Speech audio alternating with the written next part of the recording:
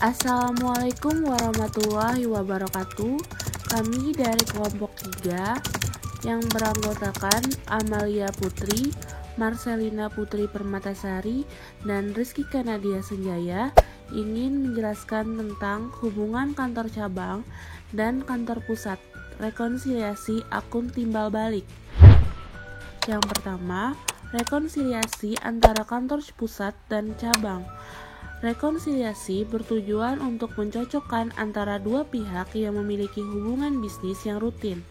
Misalnya saja dikenal dengan rekonsiliasi antara bank dengan perusahaan maupun rekonsiliasi antara induk dan anak perusahaan, termasuk pula rekonsiliasi antara pusat dan cabang. Proses rekonsiliasi kantor pusat dan cabang ini mempunyai cara yang sama seperti proses rekonsiliasi antara bank dan perusahaan. Contohnya, PT Merpati Persada Utama yang ada di Kota Alengka mempunyai cabang perusahaan di Kota Madukara. Pada saat akan disusun laporan keuangan gabungan antara kantor pusat dan cabangnya, terjadi ketidaksamaan saldo antara rekening pusat di buku cabang dengan rekening cabang di pusat. Data keuangan dan transaksi yang terjadi adalah sebagai berikut.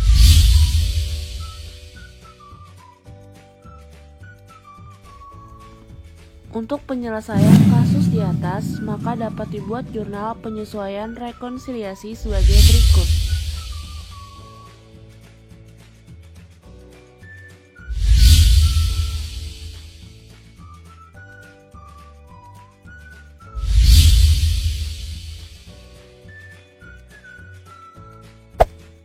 Penyusunan laporan keuangan gabungan antara pusat dan cabang. Pada akhir periode akuntansi, kantor pusat dan kantor cabangnya harus menyusun laporan keuangan yang menunjukkan posisi keuangan atau neraca dan hasil usaha atau laba rugi dari operasinya dalam satu periode. Yang wajib membuat laporan keuangan gabungan adalah kantor pusat. Langkah-langkah penyusunan neraca gabungan.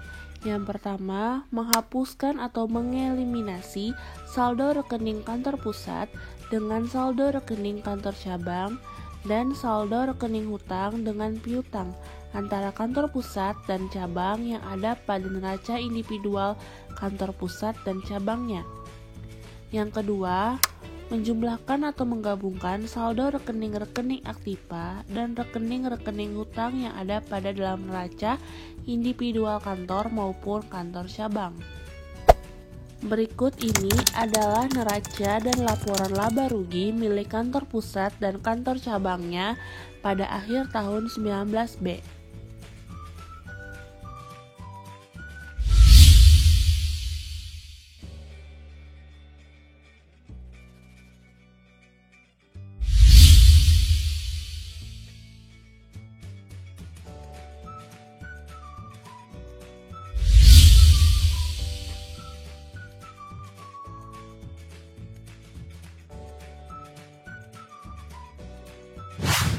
Setelah neraca dan laporan laba rugi individual milik pusat dan cabang diketahui, langkah berikutnya adalah membuat kertas kerja penyusunan laporan keuangan gabungan yang bentuknya terdiri dari kolom-kolom sebagai berikut.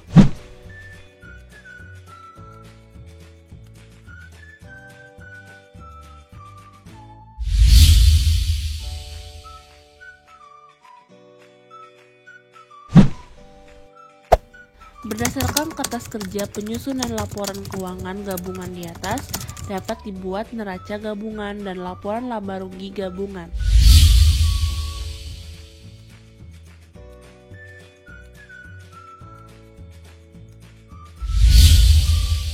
Jurnal eliminasi yang dibuat oleh kantor pusat adalah yang pertama, rekening pusat pada rekening cabang sebesar 7.900.000. Yang kedua, pengiriman barang ke cabang pada pengiriman barang dari pusat sebesar 750.000. Penyusunan laporan keuangan gabungan apabila barang dagangan di cabang di atas. Apabila barang untuk cabang oleh kantor pusat dicatat atau dinota di atas harga pokoknya, maka pada saat akan disusun laporan keuangan gabungan akan menimbulkan beberapa masalah yang diperhatikan, yaitu yang pertama, Persediaan akhir maupun persediaan awal barang-barang di cabang yang berasal dari pusat harus dinyatakan kembali dalam harga pokok yang sebenarnya, sesuai dengan catatan pusat. Yang kedua, kertas kerja penyusunan laporan keuangan gabungan disusun berdasarkan neraca saldo atau trial balance dari pusat dan cabang. Hal ini dimaksudkan untuk mempermudah penyusunannya. Berikut adalah contohnya. PT Arinta Rama Bandung mempunyai sebuah cabang di Semarang. Pengiriman barang dagangan ke cabang Semarang selalu dinota 125% dari harga pokoknya. Di samping dikirim dari pusat, cabang Semarang diberi kebebasan untuk membeli barang dagangan dari pihak luar.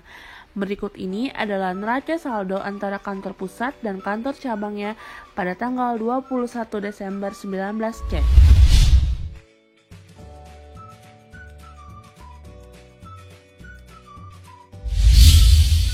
Diketahui pula bahwa pada tanggal 31 Desember 19C, persediaan barang yang masih ada pada masing-masing pihak adalah sebagai berikut. Berdasarkan data tersebut, kantor pusat dapat membuatkan kertas kerja penyusunan laporan keuangan gabungan seperti yang tampak pada halaman berikut.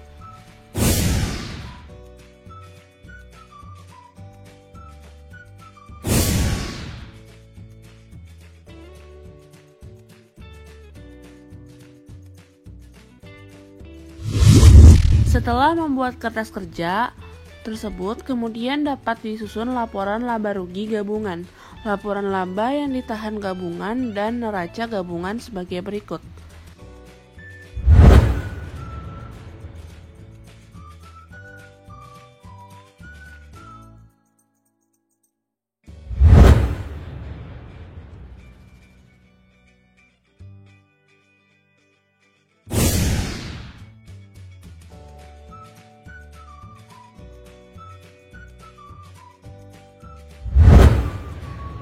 Sekian presentasi dari kelompok kami. Jika ada yang ingin dipertanyakan, silakan bertanya pada sesi tanya jawab. Salah dan hilaf kami mohon maaf. Assalamualaikum warahmatullahi wabarakatuh.